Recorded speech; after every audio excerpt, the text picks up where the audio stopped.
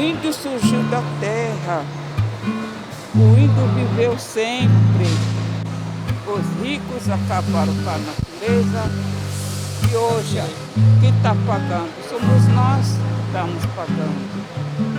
Isso eles não vê, só vê o dinheiro, a riqueza. E nós, como vou viver?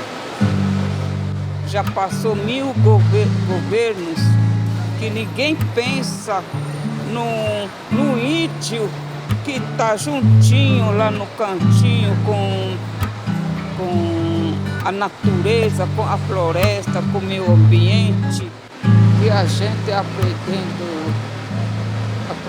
a caminhar, aí conhecendo os direitos nossos, fica fácil para a gente poder encontrar uns caminhos para poder nós trabalhar.